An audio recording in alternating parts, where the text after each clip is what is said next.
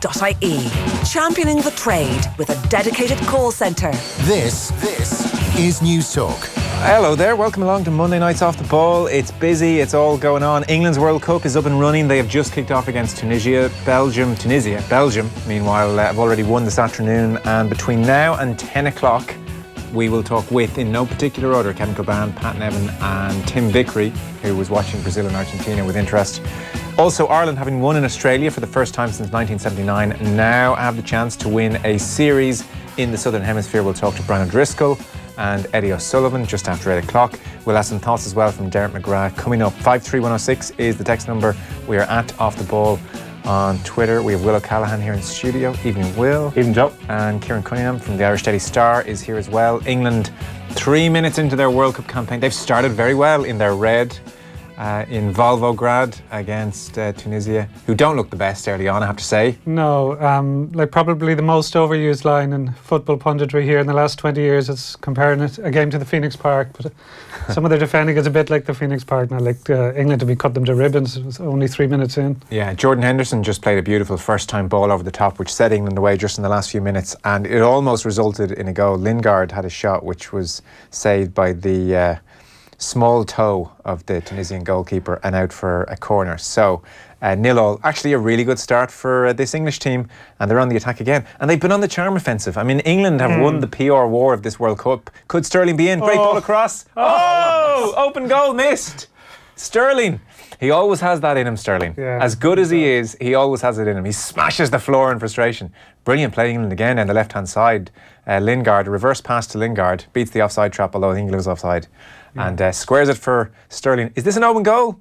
Oh, pretty much is. Would have been if he took a touch, yeah. Defenders are scrambling back, but it's basically an open goal. Oh, just behind him, and he couldn't sort his feet out. But they can't help themselves. They're getting carried away already. Like, there was a montage in the BBC before the start about what would it be like if we won the World Cup.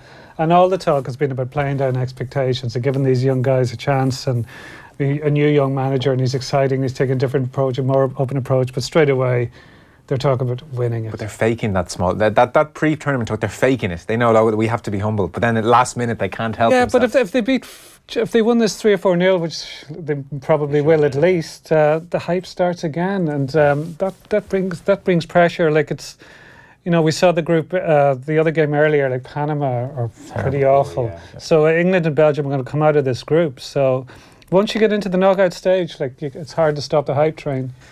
Well, that is true, yeah. The England team, by the way, Pickford's in goal, and they've gone for Harry Maguire as everyone expected. In fact, the whole team is as was expected. Kyle Walker and John Stones make up the back three. They have Ashley Young and Kieran Trippier as wing-backs. Jordan Henderson, Jesse Lingard and Dele Alli are across the midfield, with Raheem Sterling and Harry Kane up top. So it's the England team as expected, and loads of good stuff in that England team. The one question mark, and even Liam Brady mentioned it just before we came in, was Henderson and his ability to get them playing. And look, that criticism still probably stands, but I mean, he played a beautiful first-time ball around the corner there. I mean, he's better than we might think. He's improved massively as a player. Yeah, and some of the games, like some of the Champions League games at Liverpool, one of the Manchester City ones, one of the I think the home leg with Roma, he was outstanding. And if you look at the when you have Lingard and Dele Alli in the midfield, you have to have somebody to give a bit of balance. So yeah. I think he's pretty important to them. I think it's still an imbalanced midfield anyway. I think when that team goes further into the tournament, they're going to need Eric Dyer back in the midfield, probably. But the only thing is, you can pick flaws in all the teams that we've seen so far. So I wouldn't rule them out of the draw. Like, there's a fair chance they could play Colombia in the last 16. So could be in the quarterfinals. See what happens then. Early signs of the English pace, that's for sure. I mean, man, when they get you in the counter-attack, they'll do damage. Yeah, it's interesting that the whole open approach, though, how this will pan out, because it can be a bit. It sounds to me a bit forced. Like, it's things like playing darts with journalists. Oh yeah, well, I was going to ask you, what have you made of the PR offensive? Like, well, it's very much a PR exercise, and you wonder how really is it helping them? Like, it's given the journalists some good copy, because they've been given some. Been given a lot of access and got some good interviews, but if things start going wrong, I don't think it's going to save them from the media going in hard on them in any way. No, there's no saving that. I would argue, and I do think it's been very clever, that so they did the big warehouse interview where all the players were up. It was like Super Bowl territory where all the players were there, and Danny Rose talked about his mental health issues, an amazing revelation, and spoke brilliantly, and all the journalists talked to all the players. So they had about 10 days worth of copy, which they stretched out and probably embargoed certain things between themselves and made it all work. And then playing darts and all the stuff this week. Yes, if they get knocked out, they're going to get ossified. That's just what happens. But I think what it's meant for the last 2 weeks is everyone's just been talking about what a happy group they are, what nice young men they are, they're good guys. And so that is certainly preferable to columnists with nothing better to do. Instead of getting writing the piece about what a nice team and a nice bunch this English team seem like, they have to write about, I don't know, the WAG culture, which, remember, that blew up in 06 around the Golden Generation in a big way, or the pressure on them, or they have to deliver, or why they won't win, or just a general air of expectancy and pressure. Whereas I think the PR offensive, it probably stops now. Yeah. But it's made the last 10 days much nicer for them than it might have been otherwise without the access. No, that it's a fair point. No, because you do look at the flip side of what it's normally like in the build-up for tournaments, and it can be very, very touchy. Like even in 1990, when they had their best World Cup since 1966, like if you read any of the books about that or watch the documentaries about that, you know, Bobby Robson and the players, the grief they got, because it was in the middle of a big circulation war between the Mirror and the Sun, and this was a battleground, how you covered the team. It was a kiss and tell thing. There was a kiss and tell from the team hotel with like a woman who was photographed. Yeah, with a couple of players. And Bobby Robson's, you know, there was... They tried to rip the shreds. His private life was brought up. Like his widow was talked about since, about the toll it took on the family. So it was a very rough time. But I think the culture of English papers has changed since then. Probably, like, we're all softer these days. We're all more snowflakey. Like the English journalists I know, like compared to when I started, and like I worked in the Sun years ago, and someone like it was more. There were more with the Rottweiler tendency. I think now that there's a bit more humanity and empathy going on these days. Not that they don't show their teeth, though, at times, you know. So we're how many days into the World Cup? To Thursday it started. We're now Monday. You can do the maths. What have we made of it? Have you retreated to your bunker? Has it been everything you've hoped? I really enjoyed it. Like you were in Brazil, didn't you? You covered the World Cup in Brazil. This is the first tournament I've been at home for since 2010. Actually, because it was Euros in 2012 and been ever since. So this is kind of the first one I'm not there. Yeah, because the one thing I would say, but I don't know if you agree in this, but like I covered 02, which is very different, because when you cover in Ireland at a World Cup, you just follow in Ireland really. But I covered 06 in Germany as well. And I can even see it on social media. By day 3, a lot of the journalists were very cranky. Like, because a lot of it is... You're on trains or planes or waiting on trains, but you're going from A to B, and it's very hard to get an overview of the tournament. That to really enjoy a World Cup, you have to be at home watching TV. Like, people don't agree with that. Like, I'd love to go out for a couple of games, just experience what it's like in Russia, but covering it for the duration, it's a kind of a strange experience. You're part of it, but you feel excluded from it. Totally. I mean, you spend so much time travelling that you like in Brazil, you get flights everywhere, and you'd miss 2 group matches. And you'd get off the plane and the Wi-Fi in the airport would come on, and you've missed potentially Ronaldo's free kick and another huge moment that everyone's talking about. And then, oh, what a save! And it's a goal. England have scored. Harry Kane. Whew. 10 minutes gone. Harry Kane has scored for England. They're going to win the World Cup. First Galway man to score the World Cup. No. There we go. Okay. It was corner. It continues the trend of set pieces in this World Cup between corners and free kicks. The ball is very good. I know that's like a nonsensical point to make, but the ball. Yeah, but there's no talk about it because one of the strangest things about 2002, and there was a lot of strange things about 2002, was after a few days after Saipan, things kind of died down a little bit. So it seemed everything had settled down. Like, it did start up again, but. So there was about 3 days at Ireland press conferences when all the questions were about what do you think of the ball? Yeah. And that seemed to be a perennial thing at tournaments. Like, people were obsessed with the ball and going on about, oh, this one flies different and it doesn't fly true and blah, blah, blah. But nobody's been talking about this. No, this one, you see all the free kicks, it flies beautifully, but it's not stupid either from a keeper's point of view. I think they've got it spot on. So it was a corner, there was a really good header. Maguire's header, actually a pretty good save by the Tunisia goalkeeper, but he probably gets... soft enough hand on it, comes back out to Harry Kane. But when you look at from what we've seen so far, how weak Tunisia look and what we saw Panama, Harry Kane is a shot at the golden boot. Could easily come wide 5-6 goals. And Tunisia are the best ranked African side as well. Like, the African side's been really disappointing in this tournament. Nigeria were very poor. Morocco couldn't break down Iran either. Yeah.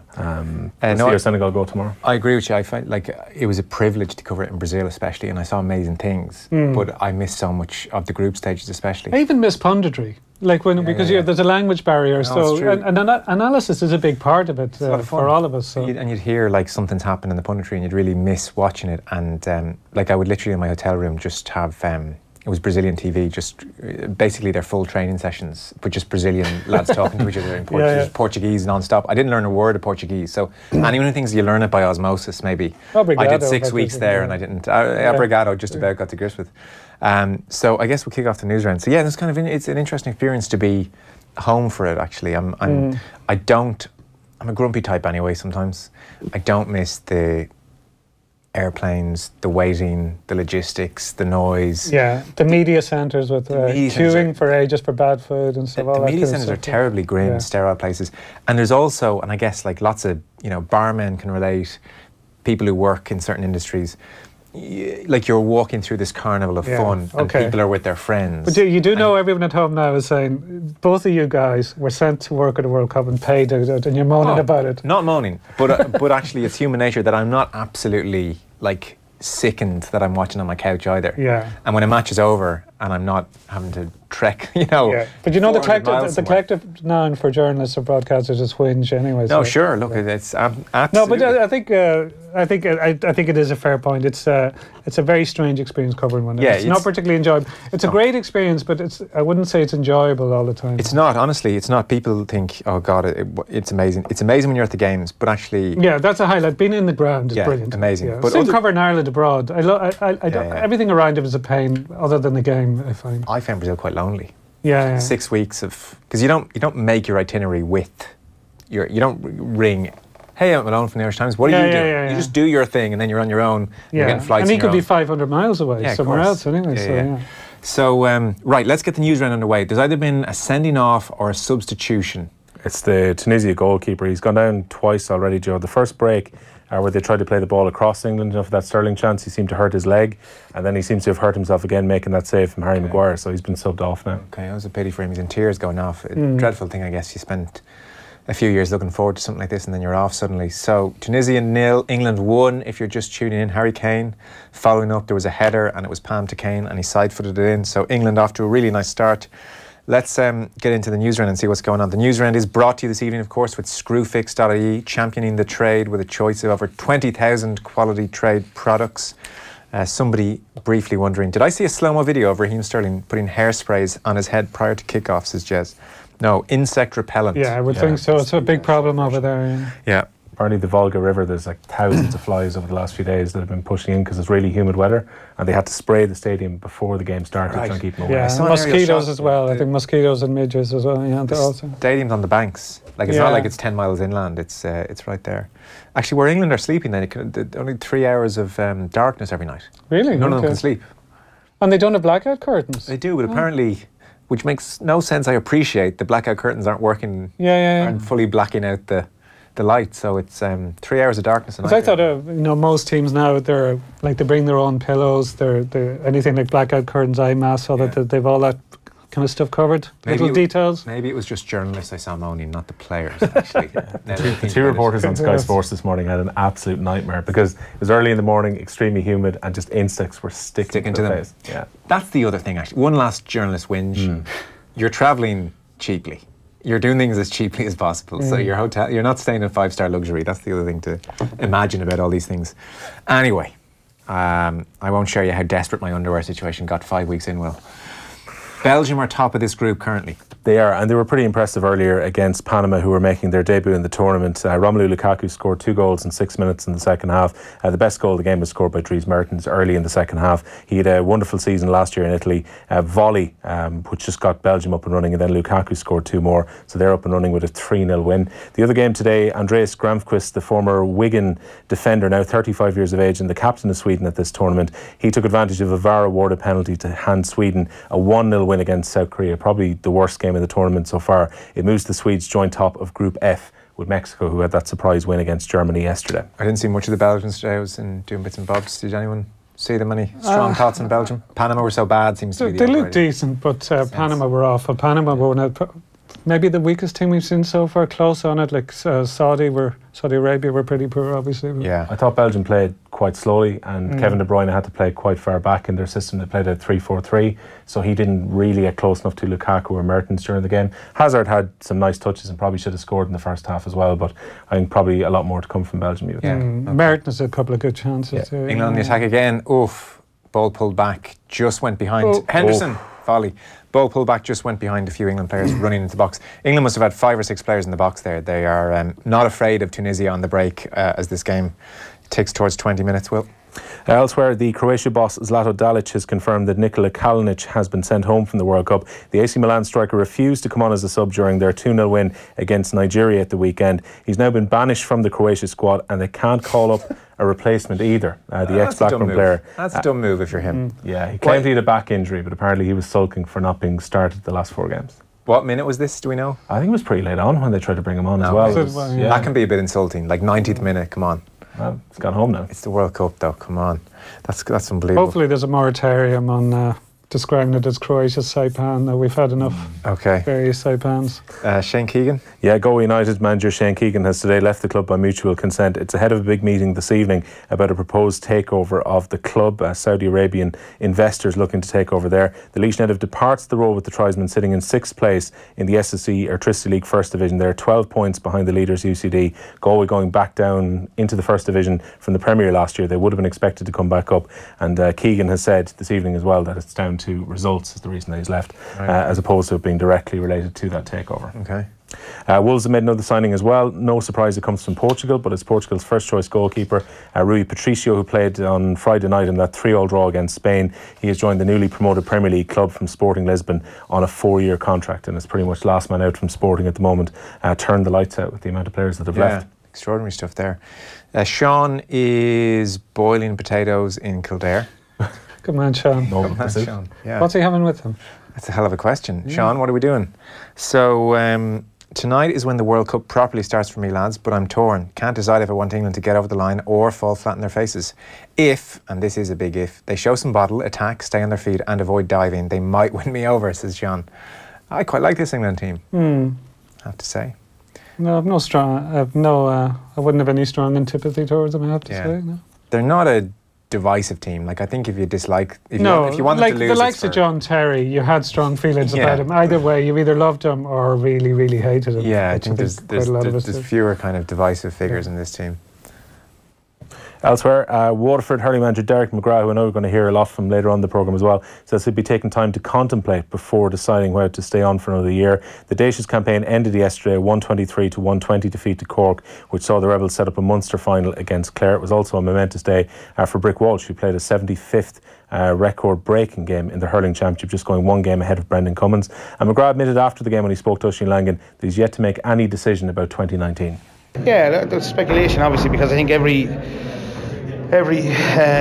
interview I've done this year has been kind of leaning towards that. I suppose I think just based on what's happened over the last few weeks, I think we've just take a certain amount of time. Look, I'll make my mind up over the next weeks if you like, but I have no story for you today as such, you know. Yeah. I think he'll stay on because this summer will be a proper break for him. This won't be all the way through to September and everything on hold. He'll have a full summer now, go off with the family, lots of family time. He's a real family man, and it just won't sit well with him. I think that's a fair point, because I think he should take his time. I think he should say the county board, I've given 5 years. Yeah. We're out early. There's no urgency. If give me 2 months to think about this. Oh, at least. I think if he said to them, look, you can start thinking about other options, but give me until November. Yeah, because I think this season was very much a hangover from the All Ireland final defeat. Never started. And they never got going. Like, I was at the very first league game against Wexford, and they were very flat, and that kind of set the tone. They were very flat for the whole year, and they had so many bad breaks between injuries, suspension, and not being allowed to play home games. Like, people say it might be their own fault that it wasn't up to scratch, but Clare played at home, got home games, and there were a lot of people complaining about Cusack Park yesterday, some of the facilities there. So I would say Waterford feel quite aggrieved by it, but as in toilets, just generally. Yeah, things like that. But positive, he blooded quite a lot of the young players, gave them quite a lot of game time. And even the likes of Brick Walsh is a few months younger than Conal Keeney, who had a great year this year for Dublin. So I don't think any of them should be rushing into retirement. No, I think they'll, again, based on bloody nothing other than the fact that they haven't had a break like this in a while. Yeah. Last year must have been so draining. You think of the epics right through to an All-Ireland final, the Kilkenny epics and all those games. I mean, it would have taken over his whole life. Suddenly he's going to be sitting around here all through June, effectively, all through July, all through August, all through September. Might be a taste of what life's like without it. Yeah, yeah. I might realise I quite like doing it. Yeah, so, take a holiday and think about it. Relax. Or take a holiday and say, I'll think about it in September. There's no rush. Were you going to come in there on something? No, I was going to say, if you do go to cover a game in Cusack Park, it is the most old school ground in the country. Right. If you ever have to get into the press box in Cusack, you have to actually walk and climb over patrons to get in. Such is the way it is. And like, I know they've done a bit of work on the far side from the old stand at this stage, and the terraces definitely need a bit of work as well. But I think it is a massive advantage to Clare when they're at home, because it is such a tight ground. You get 18,000 people in. They're extremely close. Yeah, the thing is, it looks great on TV because those packed provincial grounds look brilliant, but I can imagine for spectators it's not brilliant now. Still 1-0 England, 23 minutes on the clock. Harry Kane with the goal. Those insects over in Russia are from Cork, apparently. Can we not, do we have to be the centre of everything? Can we not just not? Oh God! Like the People's Republic of Insects. Any natural disaster that happens. Was there any Irish people involved? Is the first thing the Irish answer. Any Hollywood star? Any Irish in you? Like, well, okay, I'll finish the text. Is Cork really part of Ireland? This could be true. I don't know. Technicality. Those insects over in Russia are from Cork, apparently. The infamous, ferocious, relentless Ballydesmond midge. They'd ate you alive, says Donald. Ballydesmond being a village along the Blackwater River, hence the midge issue. I mean, that sounds like a traditional music tune. The Ballydesmond. The Ballydesmond. Oh, chance! Sorry. Go on. Oh, Sterling again at the back post. He volleys into the ground and over. Sorry, it was Lingard. Volleyed into the ground and over back right post. Could that be true? I suspect there's no species of midgets that have originated in Cork. No idea. I remain remarkably Strangely, I don't know much about Ballydesmond midgets. I feel like this will be played back at some stage on a top 20 idiotic radio moments. People who fall for jokes. So, Derek McGrath, where else we go? Well, Clare got into that final with their 11-point victory over Limerick in Ennis to set up a rematch against Cork. The Cork boss John Myler, speaking after the game yesterday, he feels the new structure, particularly for Munster this year, has made for an excellent championship. Incredible. It's just a pity that Waterford are tipper out of it at this stage, but that's we knew that day one, and it has thrown up incredible matches, incredible scores, incredible, everything is exciting. The crowds have been exciting, and so look, it's hurling at its best. I didn't see much of that yesterday, really. You didn't miss a huge amount. Limerick were very poor. Really? Well, like, I was off yesterday. I was kind of on a sick day, so I was able to watch Clare and Limerick, and then I watched a bit of the Connacht football final, but then I was trying to watch the World Cup, and I was completely obsessed with this year's US Open. I watched every shot.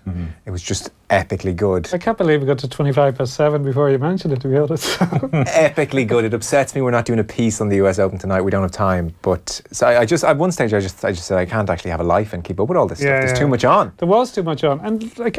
And I know you're talking about later, but the Ireland rugby team won in Australia for the first time in nearly 40 years. We haven't mentioned that yet. Yeah, like, so, and you forget that because there was just, going from A to B, there's so much going on now. Saturday feels like 6 months ago at this stage. Yeah. And that's for, like, Spain-Portugal feels like, a World Cup ago. Yeah. As amazing as and, like, next weekend you have 11 football championship games, plus the World Cup, plus whatever else is happening. Ascot is on, isn't it? There's a few things on. Right, well, I mean, like... Well, what are you meant to do? You just can't watch it all. So England, by the way, 60% possession in this game thus far. They've had 7 shots to Tunisia's 1. It's been a really bright start for them thus far, Will.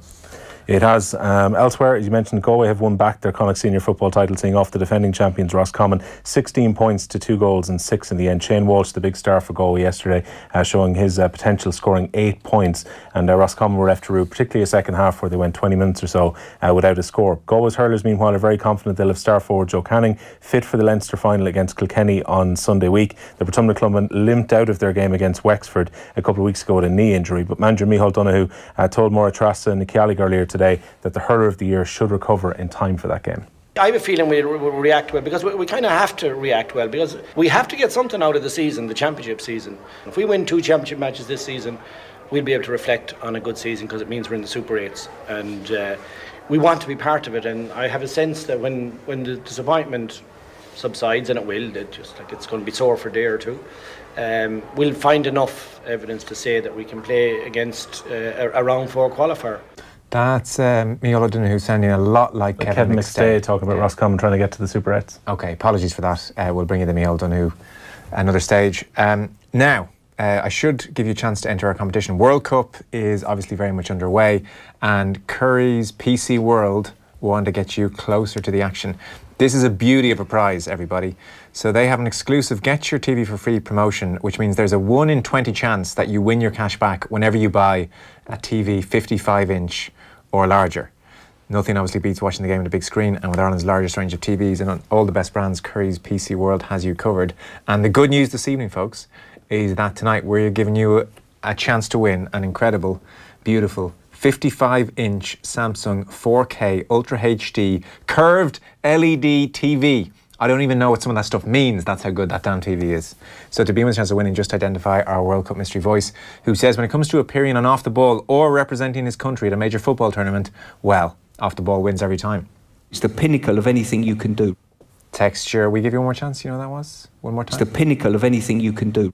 Text your name and answer 53106 for 30 cents. We'll announce the winner later on in the show. So that is all with thanks to Curry's PC World, who have their TV for free promotion at the moment. 1 in 20 chance you win your cash back when you buy a TV 55 inches or bigger. Where next, Will?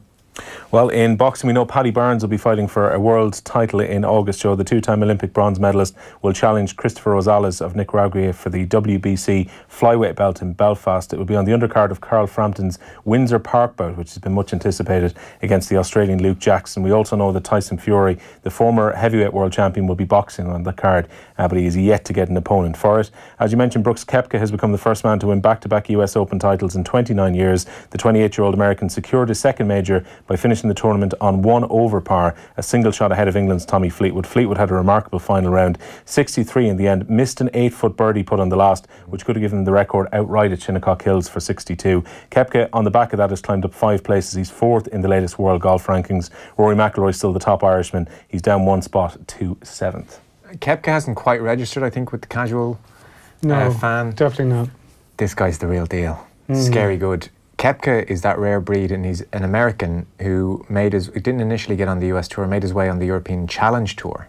Yeah. And I remember 5 years ago, somebody who worked on the European Tour just talking to them at an Irish Open, and they said, "Have you seen this Koepka guy?"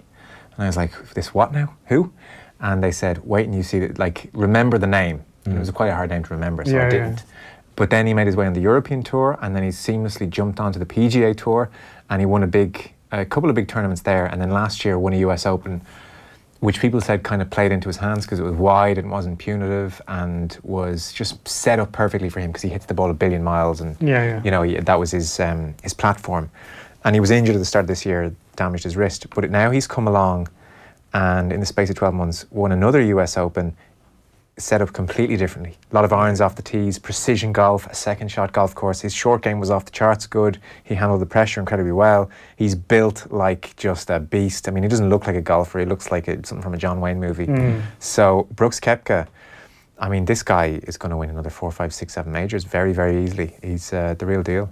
His approach to 16 last night was just incredible. Incredible golf. He was 7 over on Friday. And got back somehow to where he got to on that golf course. So we'll do something on the US Open at some stage. Obviously not good for Rory. Should they have watered it? Could they not have left it because the carnage was compelling? Good fun, because there was more moaning from golfers since the last time they moaned so much was about when they pretended they were worried about the Zika virus. Oh yeah, there would have been a walk-off. Do you know, I've no problem with the course being tough, and actually it's great fun, it's compelling. The bad thing about Saturday was actually really, really good shots were having the same result as average shots or bad shots. So like on 15, where they had the pin with the weather, Poulter hit an unbelievable bunker shot. It just straight up in the air and straight down, and it was like 3 feet short of the pin, and it was, oh, what a save. Yeah. And the ball just started moving. And then kept going and kept going and kept going. And he was off the green, and then the green slants, and he's another 20 feet off the green. So, in effect, you or me hitting a chunky, bladey thing out of the green ended up in the same spot as Poulter hitting this gem of a shot out. Okay. And that's where it neutralises their talent. Fair enough, yeah. I've talked enough about golf. Okay. We can move on. I know you're all falling asleep. I thought it was an epically good US Open anyway. That's just me though, Will. I was intrigued to hear what you thought about Phil Mickelson, to be honest. Oh yeah, that was a middle finger to the USGA. Yeah, he's let himself down. I think what ran through his head was, I hate these guys. I hate the USGA, and screw it. I'm just going to do this, and it'll be my way of making a point. And I think it's rebounded quite badly on him. Yeah. Everyone said. Just a quick one. I know we're over time, but no, we're okay. Okay, sorry. Paddy Barnes going for a world title after just six professional fights. It just shows you what's happened. Paddy doesn't want to talk to us, then I'm not talking about Paddy. Just a very quick point. It just shows you what's happened to boxing. There's not going to be much about it because of all that's happened. Like Paddy was the first in 80 years to win successive. Kieran, I don't care. Off with them. Like, no, but that's what I mean. I think it's a problem. It's depressing. It's horrible. And I know you were. I think, did he block you? Did I see when you came on the show? Did he unblock you since? Like, are they going to grow up? Because I don't see why we're talking about them. Yeah. Like, if they're going to behave this way. But that's what I mean. People aren't. I'm just saying it is a big. Normally, this would be a huge story. Somebody getting a world title fight after 6 fights, and because of all that's happened, people aren't talking about it. Yeah, I just don't think. Why should we? Yeah. Is the honest truth. If they're behaving like this, and there's all sorts of issues going on. Sorry, I wasn't shooting you down. I know. Even the mention of them now is kind of bugging me a little bit. The way they're behaving. Fair enough. It's very disappointing. Anyway, that's just me. Okay. He didn't follow me in the first place, so he can't block me or whatever he did to you for speaking out.